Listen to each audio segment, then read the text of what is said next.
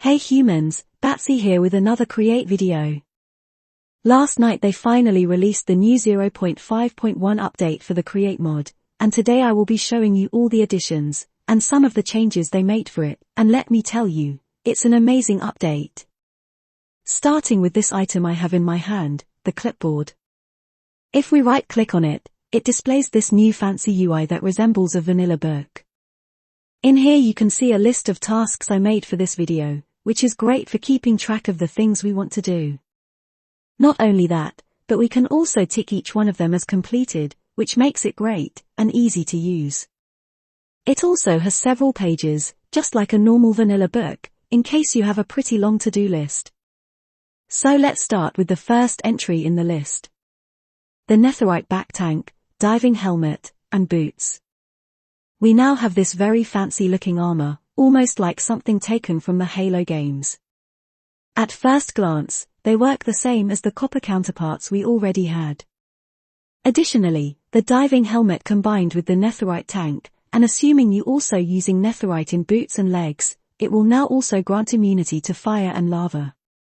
On top of all of that, it will also grant better visibility when swimming in lava. If we walk into this lava pit, you can see that the visibility is 0, just like in normal vanilla. Now if we put ourselves in survival mode, not only we are not burning alive, but we can also see so much better, maybe not very far, but enough to see those ores in the back. Of course the air tank works like the old one, we can add air onto it with rotational force. The faster it is, the quicker it fills. Even without being able to breathe in lava, the immunity and visibility are already a game changer. This also means we will be much more protected, without having to have spare armor items in our inventory to replace the copper ones. The next addition on the list are the Contraption controls. They added this new block over here, which is a particularly useful block for Contraption.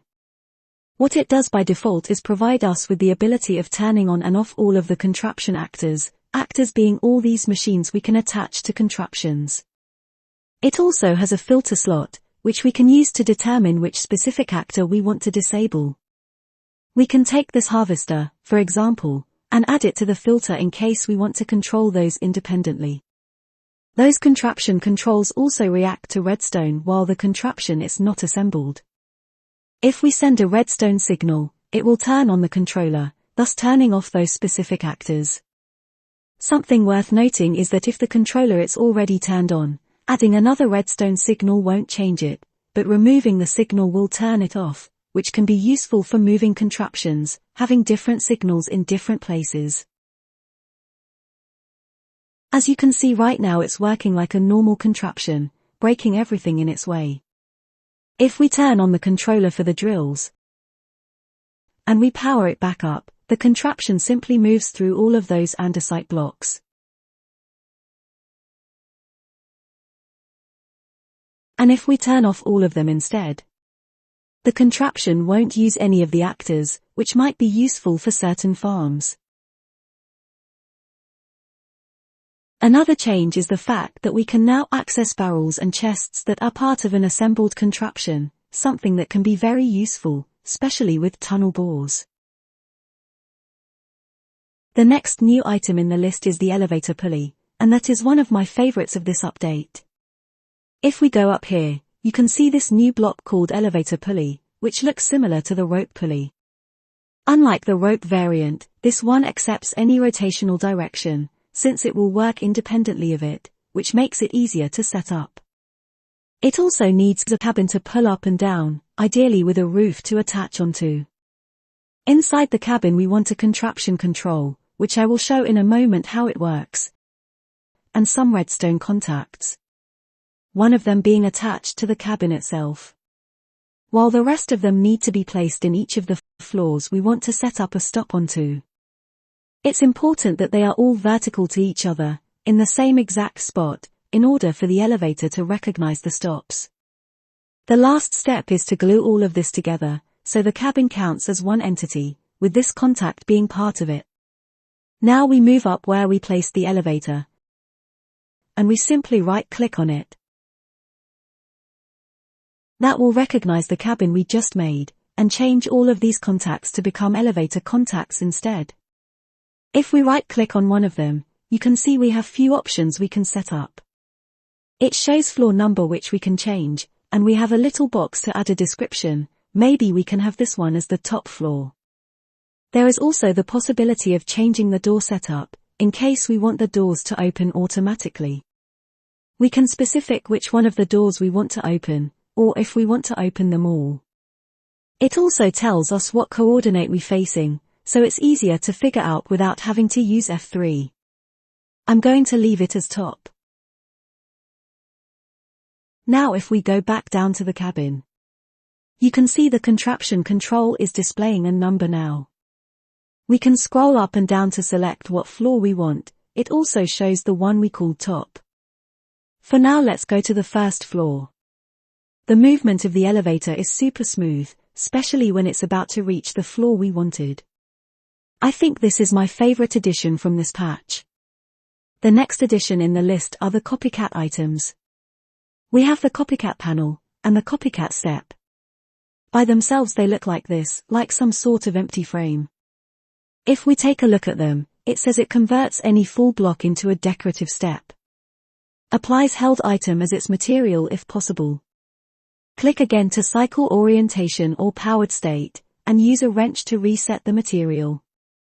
So, if we take a stone for example, and we place it on our offhand. Now we can use this item to make some stone steps. And same for the panels. It's going to add some cool stone panels in the wall. The copycat panel says it also works with bars and trapdoors, and of course can also be placed in the ground or ceiling. They look incredibly useful for making details and decorating. Like this walls I made with some andesite casings, which retained their connected textures too. Or this horizontal beams I made with one of the new blocks, to imitate a sort of structural support. There is also this wall which I used the new andesite block too. And speaking of new blocks, we now have andesite alloy blocks, and industrial iron. This is the andesite alloy, the texture is fairly fitting for it.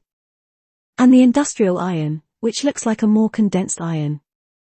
The recipe for the andesite is a 9:1 ratio, like the other ores. While the industrial iron is done in the stone cutter, and it gives 2 blocks.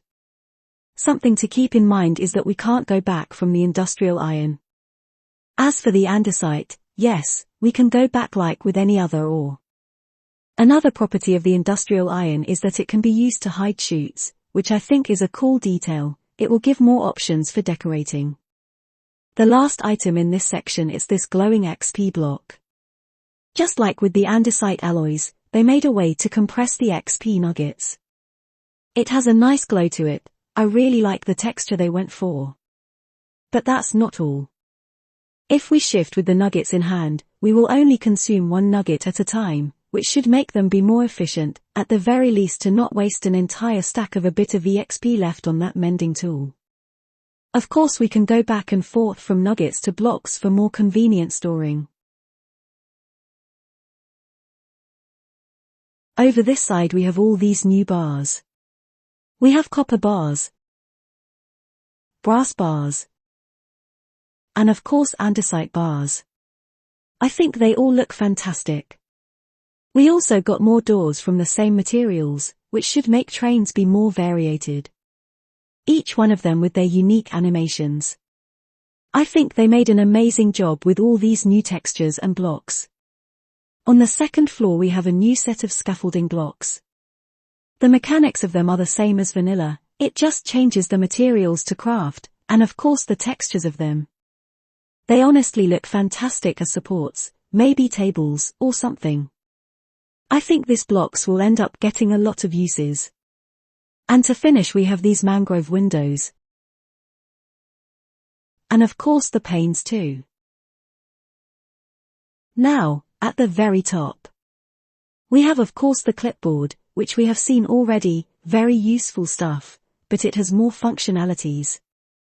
We can go to a funnel we have already set up, and like it says below, we can right-click to copy its settings, then we can go on to the next funnel, and paste its settings.